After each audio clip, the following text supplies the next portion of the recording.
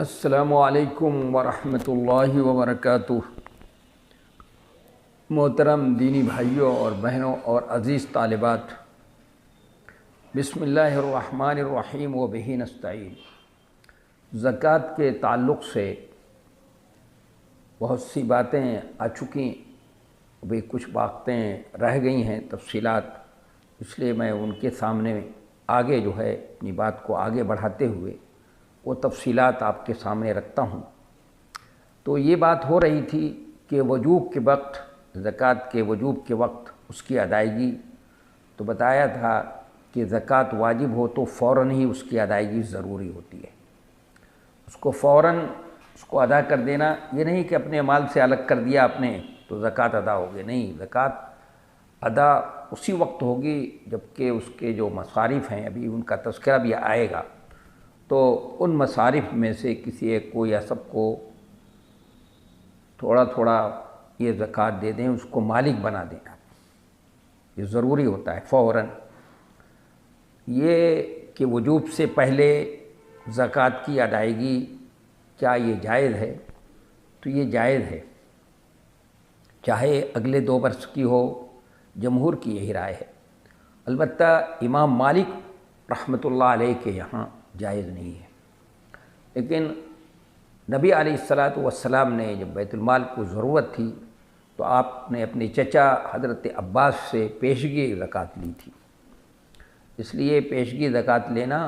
یہ جائز ہے، کوئی اس میں حرج کی بات نہیں ہے۔ اب یہ بھی سمجھنے کی بات ہے کہ زکوٰۃ دینے والے کو دعا دینا، یعنی جو عامل زکوٰۃ لینے کے لیے جائے یا جو بھی زکوٰۃ وصول کرے تو زکوٰۃ جو دے رہا ہے اس کو دعا بھی دے، اس لیے کہ قرآن مجید میں ہمیں یہ تعلیم دی گئی ہے کہ خذ من اموالہم صدقۃ تطہرہم وتزکیہم بہا وصلی علیہم ان صلاتک سکن لہم، کہ نبی صلی اللہ علیہ وسلم کو مخاطب کر کے یہ کہا گیا ہے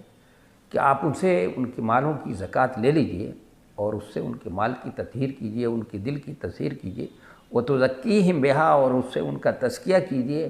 وصلی علیہم ان صلاتک سکن لہم، اور ان کو دعا بھی دیجئے، کیونکہ آپ کی دعا جو ہے ان کے لیے سکینت کا باعث، سکون کا باعث ہوگی یہ دعا۔ تو دعا دینا، یہ زکوٰۃ وصول کرتے وقت اسے دعا دینا، زکوٰۃ دینے والے کو دعا دینا مستحب ہے، اس لیے کہ قرآن نے اس کی ہمیں تعلیم دی ہے۔ اب یہ ہے سوال کہ وہ اموال، وہ مال جن میں زکوٰۃ واجب ہے، تو آپ سب جانتی ہیں یا جانتے ہیں کہ اسلام نے سونا، چاندی، غلہ ہو، پھلوں، سامان تجارت، چوپائے، معدنیات اور محفوظ مال میں زکوٰۃ ادا کرنا واجب قرار دیا ہے۔ ان سب چیزوں کی زکوٰۃ دینا جو ہے وہ ضروری ہے، اگر کے نصاب تک ہوں، اور پھلوں کے سلسلے میں، غلوں کے سلسلے میں تو اس میں سال گزرنے کی ضروری نہیں ہے، اس کی وضاحت میں کر چکا ہوں، اس کی وضاحت پہلے ہو چکی ہے، اس لیے بتانے کی ضرورت نہیں ہے۔ نقدین یعنی انہیں نقدین یعنی سونا اور چاندی کی زکوٰۃ، ان سونے چاندی کو نقدین اس لیے کہا جاتا ہے، یہ کہا گیا کہ ماضی میں کرنسی انہی 2 سے ڈھالی جاتی تھی، سونے سے دینار بناتے تھے اور چاندی سے جو ہے وہ یہ درہم وغیرہ بناتے تھے، اس لیے اس کو نقدین کہا جاتا ہے۔ تو نقدین یعنی سونے چاندی کی زکوٰۃ، نقدین میں زکوٰۃ کا وجوب، سونے چاندی کے بارے میں قرآن نے کہا ہے کہ والذین یکنزون الذهب والفضة ولا ينفقونها فی سبیل اللہ فبشرهم بعذاب علیم۔ سورہ توبہ میں اللہ تعالیٰ نے فرمایا، یہ آیت پہلے بھی پڑھ چکا ہوں میں، کہ قرآن میں تو ان میں زکوٰۃ جو ہے واجب ہے۔ والذین یکنزون الذهب والفضة ولا ينفقونها فی سبیل اللہ فبشرهم بعذاب علیم، کہ جو لوگ سونا اور چاندی جمع کرتے ہیں اور اس کو اللہ کے راستے میں خرچ نہیں کرتے ہیں تو انہیں دردناک عذاب کی خوشخبری سنا دو۔ تو ان میں زکوٰۃ واجب ہے، چاہے یہ نقدی درہم اور دینار کی شکل میں ہو یا زیورات کی شکل میں یا پھر ڈھلا ہوا ہو، جو ان میں حد نصاب کو پہنچ جائے اور سال گزرنے کی شرط پوری ہو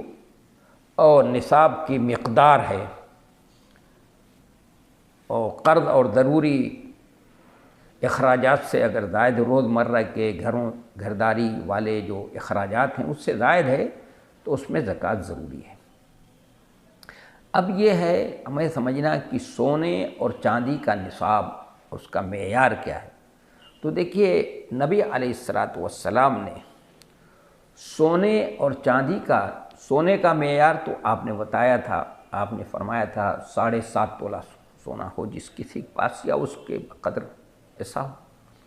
یا چاندی 52.5 تولہ جس کسی کے پاس ہو، تو یہ معیار ہے، اس کا نصاب ہے۔ لیکن آپ کے زمانے میں جو آپ کا دور ہے، آپ کے خلفائے راشدین کا دور ہے، تو 7.5 تولہ سونا جو ہے وہ 52.5 تولہ چاندی، دونوں کی قیمت برابر سرابر ہوتی تھی، دونوں کی قیمت یکساں ہوتی تھی۔ تو آپ صلی اللہ علیہ وسلم نے نقدین یعنی سونے اور چاندی کا معیار کا نصاب جو متعین کیا آپ نے، تو ایک سونے کا 7.5 تولہ اور چاندی کا آپ نے 52.5 تولہ۔ لیکن آج مسئلہ یہ ہے کہ دونوں کی قیمت میں بہت فرق ہے۔ سونے کی قیمت آپ سب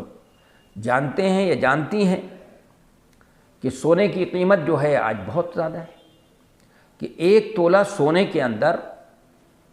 52.5 تولہ چاندی بھی خریدی جا سکتی ہے اور پیسہ بھی بچ جائے گا۔ یعنی 52.5 تولہ چاندی 20-22 ہزار روپے کی 52.5 تولہ چاندی مل جائے گی۔ تو اگر ہم یہ کہیں کہ 52.5 تولہ چاندی بھی معیار ہے نقدین کے لیے، 52.5 تولہ جس کے پاس ہو چاندی ہو، اس پہ سال گزر جائے تو زکوٰۃ فرض ہے، اور 7.5 تولہ سونا ہو کسی کے پاس یعنی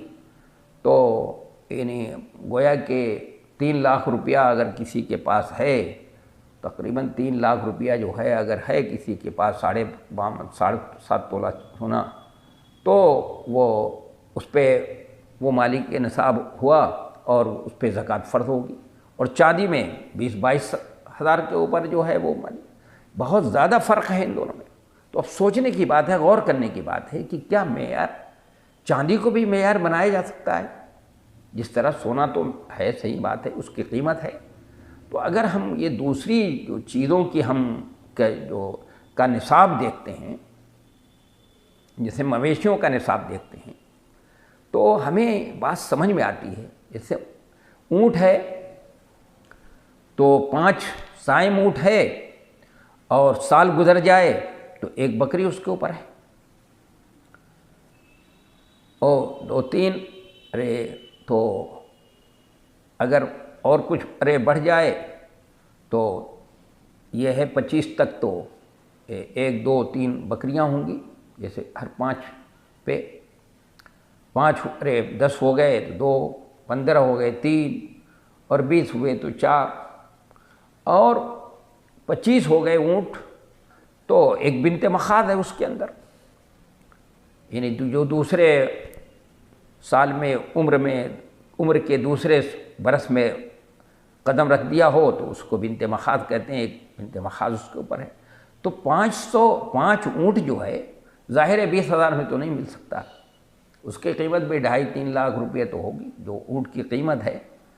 سائم اونٹ کی قیمت 2.5-3 لاکھ، اس سے تو کم کے تو وہ 5 اونٹ نہیں ملے گا نہیں۔ اس طرح گائے و بھینس کا ہے تو کم از کم اس کا نصاب یہ ہے کہ 30 سائم گائے ہوں، تو 30 گائے اور 30 بھینسیں 20 ہزار میں تو نہیں مل جائیں گی، 20-22 ہزار میں تو نہیں مل سکتی ہیں۔ بھینسیں تو آج کل اگر کم سے کم بھی مانی جائے تو 40 ہزار روپے کی ہوتی ہے، تو اس کا نصاب تو بہت ہی زیادہ ہے، آپ دیکھ لیجئے۔ اور اسی طرح گائے ہیں تو اس کی بھی قیمت بہت زیادہ ہے۔ تو اس میں یہ طبیعہ نر یا مادہ جس بھی ہو اس کو دینا ہے۔ تو اس طرح بکری کا نصاب ہے تو 40 بکریاں جس کے پاس ہو، تو 40 بکری ہے تو 1 بکری ہوگی اس کے اوپر، تو 40 بکریاں بھی ظاہر 20 ہزار کی تو نہیں مل سکتی ہیں، 20-22 ہزار میں یا 30 ہزار میں تو نہیں ہوگی. ایک بکری کم سے کم اگر اس کی قیمت مانی جائے تو 5 ہزار یا اس سے 10 ہزار، 5 ہزار، 8 ہزار، اس سے کم کی نہیں ہوتی. تو اس کا نصاب بھی 2.5-3 لاکھ روپیہ ہے. تو اس طرح جب ہم دیکھتے ہیں دوسری اور چیزوں کا نصاب جو ہے، تو ہمارے سامنے یہ جو دوسری چیزوں کا نصاب ہے تو وہ کسی کا نصاب 2.5-3 لاکھ روپے جاتا ہے، کسی کا اور اس سے زیادہ جاتا ہے. تو بات سمجھ میں نہیں آتی ہے یہ کہ نقدین میں سے یعنی چاندی کا نصاب جو ہے یعنی 52.5 تولہ چاندی وہ یعنی 20,000 روپے یا 30,000 روپے، 22-23 ہزار روپے جو ہے وہ کسی کے پاس ہو تو وہ 52.5 تولہ چاندی کی قیمت اس کے پاس ہے تو وہ مالک نصاب ہو گیا، سال گزرنے کے اوپر زکوٰۃ ہوگی. تو بات سمجھ میں نہیں آتی. اس لیے ذہن یہی کہتا ہے، اور کچھ لوگوں نے، میں اپنی طرف سے نہیں کہہ رہا ہوں، کچھ ہمارے جو فقہاء ہیں جن کی فقہ پہ بڑی گہری نظر ہے، ان لوگوں کی رائے یہی ہے کہ اس وقت معیار جو ہے سونے کو بنانا چاہیے.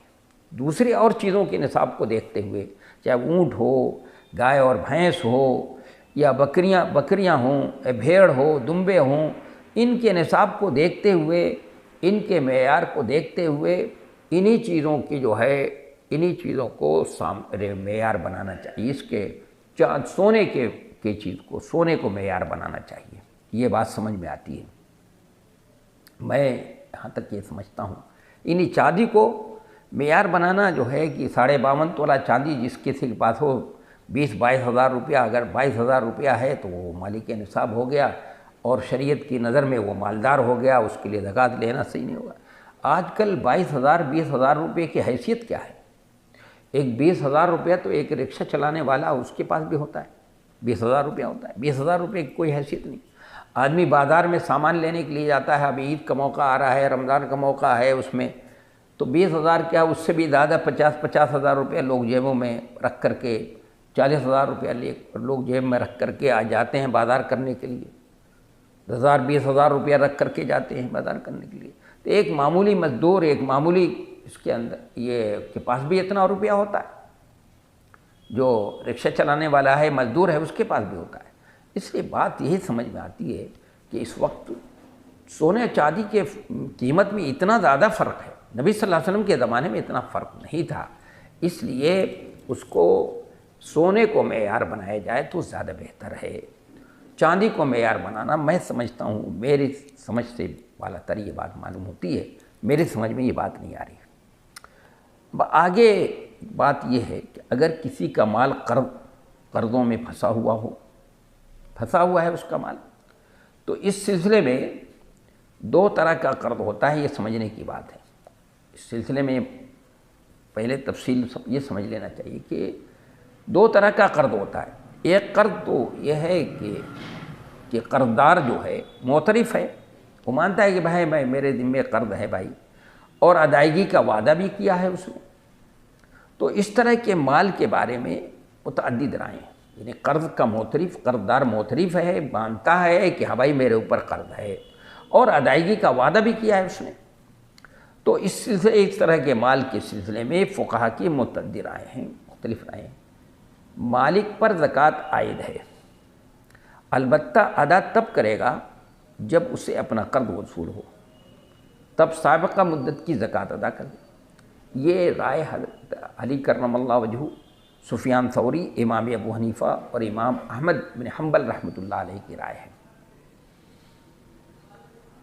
اور دوسری رائے یہ ہے کہ اسے فی الفور زکوٰۃ ادا کرنا واجب ہے. یہ امام شافعی اور ان کے ہمنوا کی رائے ہے. اور تیسری رائے ہے کہ اس پر زکوٰۃ عائد ہی نہیں ہے، زکوٰۃ ہی نہیں ہے، کیونکہ یہ غیر نامی مال ہے، اس کے پاس مال ہی نہیں، وہ تو مال تو اس نے دے رکھا ہے، اور کسی کے پاس قرض ہے، اور یہ غیر نامی مال ہے. اور نامی مال کے اندر یعنی جس کے اندر نمو، بڑھوتری اور اضافہ ہو، تو یہ اضافہ تو اس کے پاس ہو نہیں رہا ہے، اس لیے اس کے اوپر زکوٰۃ ہی آئے. حضرت عمر اور حضرت عائشہ، ام المومنین حضرت عائشہ اور اکرمہ کی رائے یہی ہے. دوسری شکل یہ ہے کہ اگر ایک برس کے لیے قرض دیا ہے تب وہ زکوٰۃ دے گا۔ یہ سعید اور عطا کا مسلک ہے، یعنی وہ چوتھی رائے یہ تھی، چوتھی رائے یہ کہ اگر ایک برس کے لیے قرض دیا ہے، 1 سال کے لیے دیا ہے اس نے قرض، تب وہ زکوٰۃ دے گا۔ یہ سعید اور عطا کا مسلک ہے۔ دوسری حالت یہ ہے، پہلی 2 حالتیں بتائی تھیں کہ قرض اس کا پھنسا ہوا ہے، قرضوں میں مال پھنسا ہوا ہے، ایک تو یہ ہے کہ قرضدار معترف ہے اور ادائیگی کا وعدہ کر رہا ہے، اور دوسری حالت یہ ہے کہ قرضدار غریب ہے۔ دوسری شکل یہ کہ قرضدار غریب ہے یا وہ انکاری ہے یا ٹال مٹول کر رہا ہے، تو اس کے بارے میں بھی کئی رائے ہیں، مختلف رائے ہیں۔ احناف کے نزدیک اس صورت میں زکوٰۃ واجب نہیں، احناف کے یہاں اس صورت میں زکوٰۃ واجب نہیں، کیونکہ اس مال کے ساتھ انتفاع اس کے بس میں ہے ہی نہیں، اس لیے احناف کے ہاں اس مال میں زکوٰۃ نہیں ہے اس صورت میں۔ اب ایک بانڈز کی زکوٰۃ کی بات ہو رہی ہے کہ ان کی حیثیت چونکہ دیون مضمونہ واجب الادا قرض کی ہوتی ہے، یہ واجب الادا قرض کی یعنی دیون مضمونہ کی دستاویز کی سی حیثیت ہے، لہذا ان میں زکوٰۃ واجب ہے جب وہ نصاب کو پہنچ رہے ہوں۔ بانڈز کی زکوٰۃ ہوگی جب نصاب کو پہنچ جائے، کیونکہ ان کا فوری طور پر واپس کر کے کرنسی میں لے لینا ممکن ہے، ان کو دے دیں اور اس سے کرنسی میں تبدیل کرنا چاہیں تو ممکن ہے، تو اس لیے اس میں زکوٰۃ ہوگی۔ اب زیورات کی زکوٰۃ جو مستعمل ہیں، تو سبھی علماء کا اس بات پر اتفاق ہے کہ اس الماس ہے، موتی ہے، یاقوت ہے، ہیرے جواہرات ہیں، لولو مرجان، زبرجد اور اس طرح کی قیمتی پتھروں اور موتیوں میں زکوٰۃ ضروری عائد نہیں ہوتی ہے، زکوٰۃ واجب نہیں ہوتی ہے، الا یہ کہ یہ چیز جو ہے، الا یہ کہ ان کی تجارت کرتا ہو کوئی شخص، اگر تجارت کرتا ہے تو زکوٰۃ ہوگی، تب ان کی زکوٰۃ ہے۔ اب وہ خواتین کے زیر استعمال سونے چاندی کے زیورات کے بارے میں اختلاف رہا ہے، یعنی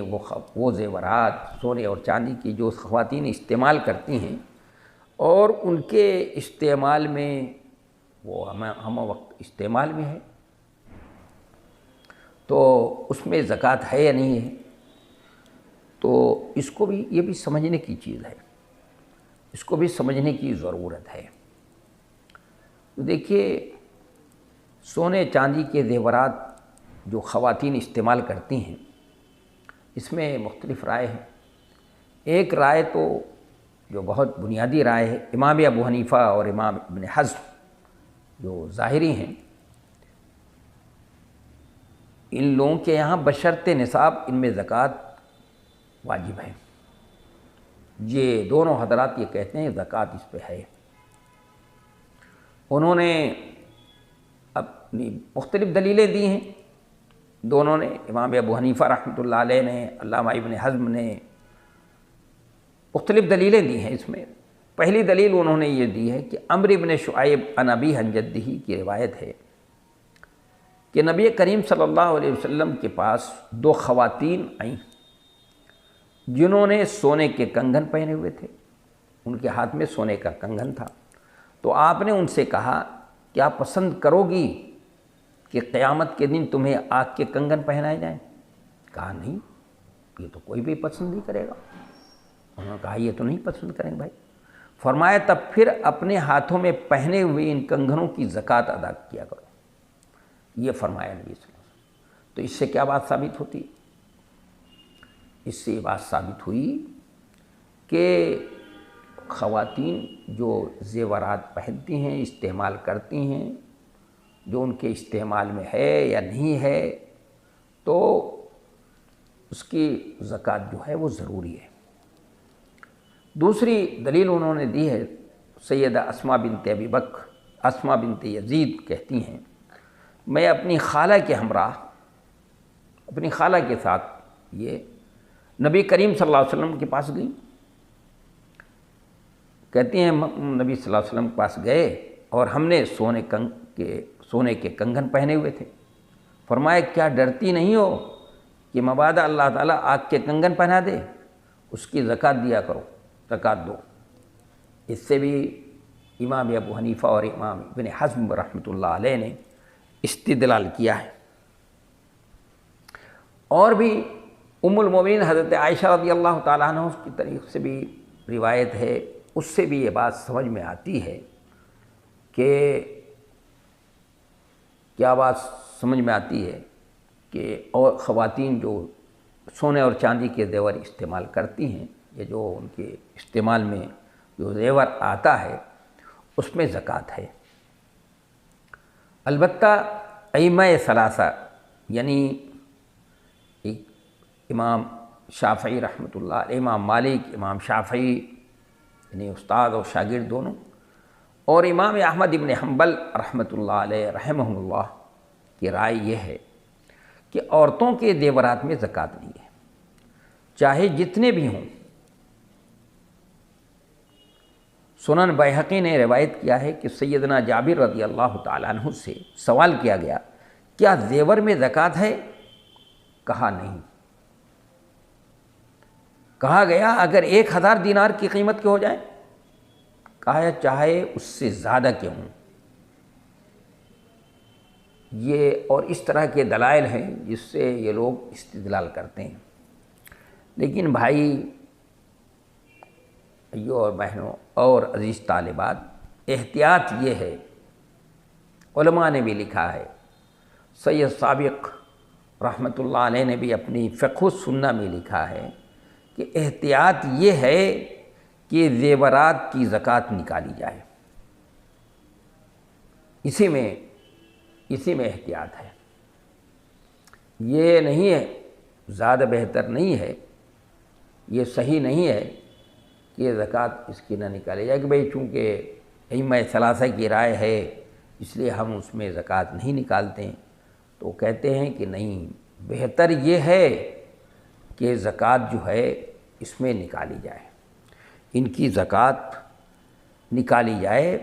اور زیادہ بہتر یہ ہے۔ خواتین جو زیور استعمال کرتی ہیں، خواتین کے پاس زیور بھی بہت ہوتا ہے، بعض خواتین کے پاس تو بہت ہوتا ہے، کبھی سالوں میں استعمال کرنے کی نوبت نہیں آتی ہے۔ تو اس لیے کیا کرنا چاہیے، انہیں جو بھی زیور ان کے پاس ہو اور نصاب کی کہ اس کو پہنچ گیا ہے، اس پہ سال گزر جائے تو اس کی زکوٰۃ ان کو ضرور نکالنی چاہیے۔ اب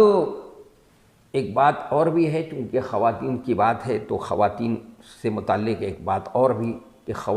خاتون کے حق پہ مہر میں زکوٰۃ، خواتین کا حق ہے مہر،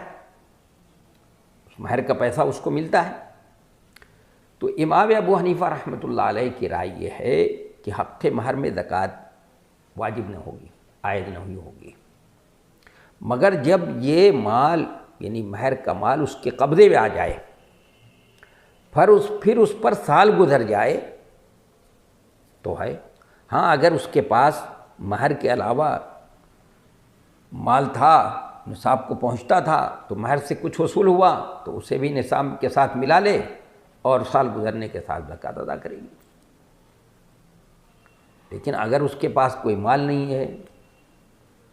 پہلے سے مال نہیں تھا، زکوٰۃ کا مال، وہ مہر کا مال آیا ہے، اس کو مل گیا، وصول ہو گیا، ٹھیک ہے، تو اس پہ جب سال گزر جائے، ملنے کے بعد سال گزر جائے تو پھر اور مالک نصاب کو پہنچ جائے، اتنا مال ہے، اتنا مہر کا پیسہ ہے، 2.5-3 لاکھ روپیہ، 4 لاکھ، 2-3 لاکھ روپیہ، جیسے کہ آج کل بہت زیادہ لوگ مہر رکھتے ہیں، اتنا مہر میں پیسہ ہے اور اس کو تو وہ اس کو ادا کر دے۔ یہ بھی سمجھنے کی بات ہے۔ لیکن امام شافعی رحمۃ اللہ علیہ کی رائے یہ ہے کہ مہر پر زکوٰۃ دینا لازم ہے، جب سال گزر جائے، سال کے آخر میں لازم ہے کہ تمام مہر نکالی جائے، اگرچہ ابھی تک میاں بیوی کے تعلقات قائم نہ ہوئے ہوں، پورا مہر مل گیا ہے اگر، اور اس پر سال گزر جائے تو سال کے آخر میں دینا جو ہے کیا ہے، دے دیا ہے شوہر نے۔ جیسے کہ عرب خلیجی ملکوں کے اندر کیا ہے، زکوٰۃ ارے وہ مہر کا پیسہ پیشگی دے دیا جاتا ہے، ویسے دے دیا گیا، اور ابھی رخصتی نہیں ہوئی، میاں بیوی کے تعلقات بھی قائم نہیں ہوئے ہیں، تو اس کو پیسہ مل گیا ہے، تو کہتے ہیں کہ اس پہ زکوٰۃ دینا لازم ہے،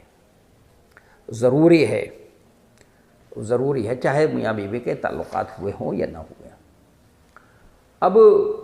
ہمیں یہ سمجھنے کی بات ہے کہ بھئی کرائے پر آپ نے گھر دے رکھا ہے، کرائے پر دکانیں دے رکھی ہیں، کرائے پر کوئی چیز دے رکھی ہے آپ نے، آپ کو اس سے کرایہ وصول ہوتا ہے، تو اس کا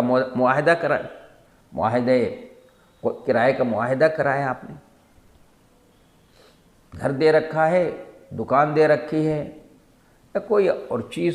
کرائے پر دے رکھی ہے آپ نے، تو اس کی زکوٰۃ کے سلسلے میں فقہا کیا فرماتے ہیں، اس کے سلسلے میں فقہا کی رائے کیا ہے، یہ بھی سمجھنے کی ضرورت ہے، اس کو بھی سمجھنے کی ضرورت ہے ہمیں۔ تو یہ امام ابو حنیفہ رحمۃ اللہ علیہ اور امام مالک کے یہاں جب کرایہ وصول ہو جائے اور اس پر سال گزر جائے اور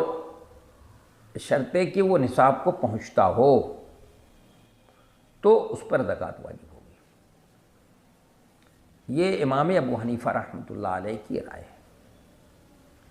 یہ انہوں نے ایک تفصیل بیان کی ہے امام ابو حنیفہ رحمۃ اللہ علیہ نے۔ اور حنابلہ کے نزدیک یعنی امام احمد بن حنبل رحمہ اللہ کے نزدیک معاہدہ ہونے کے ساتھ ہی مالک کرائے کی رقم کا مالک بن جاتا ہے، لہذا اس وقت سے سال کے گزرنے کا اعتبار کیا جائے گا ان کے لیے۔ اور امام ابو حنیفہ اور امام مالک کے یہاں جب وصول کرے گا کرایہ اس وقت، ان کے یہاں معاہدہ ہونے سے ہی مالک نہیں ہوتا ہے،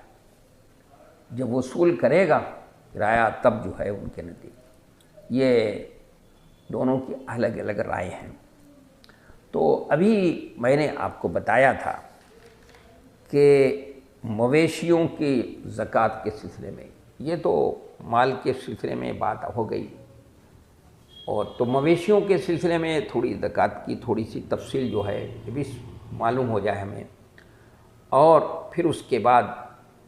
زمین سے جو عشری زمین ہے، عشر جو نکلتا ہے اس کے بارے میں بھی بات ہو جائے گی،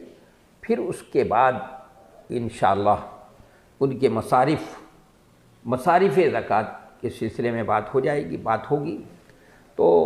یہ میں نے بتایا تھا کہ اونٹ ہے کسی کے پاس، جیسے اونٹ کا کاروبار کرتا ہے کوئی، اونٹ پال رکھا ہے اس نے، 5 سائم اونٹ ہیں تو سال گزرنے پر 1 بکری دے گا، 10 ہو گئے تو 2 دے گا، 15 ہیں اس کے پاس تو 3 بکریاں، اور 20 ہیں تو 4 بکریاں دے گا، 25 ہو گئے اگر تو 1 بنت مخاض اس کو دینا ہے، اور بنت مخاض اس اونٹ کو کہیں گے جو اونٹ کے عمر کے دوسرے سال میں قدم رکھ چکا ہو۔ یہ اس کو سمجھنے کی ضرورت ہے، یہ جو ہے اسی طرح جیسے بڑھتا جائے گا اس کی تفصیلات ہیں فقہ کی کتابوں میں، معلوم کر لیجیے، میں نے تھوڑی سی اس کی وضاحت کر دی۔ گائے اور بھینس تو ان کا نصاب میں نے بتایا کم از کم نصاب 30 سائم گائے، سال گزر جائے تو 1 طبیعہ ہے نر یا مادہ جس کی عمر 1 برس ہو، تو اسی طرح سے 40 ہو جائیں اگر نر مادہ یا طبیعہ ان کو 30 سے زیادہ ہوں، 40 تک، 40 پر 1 مسنہ ہے، مسنہ یعنی تو وہی جو دوسرے سال میں اس نے قدم رکھا ہے۔ بکری ان کا نصاب کم از کم 40 سائم بکری ہیں، بکری کا نصاب جو ہے میں نے ابھی بھی بتایا تھا کہ ان کا نصاب کم از کم 40 سائم غنم ہے، پھر سال گزرنے پر 1 بکری ہے،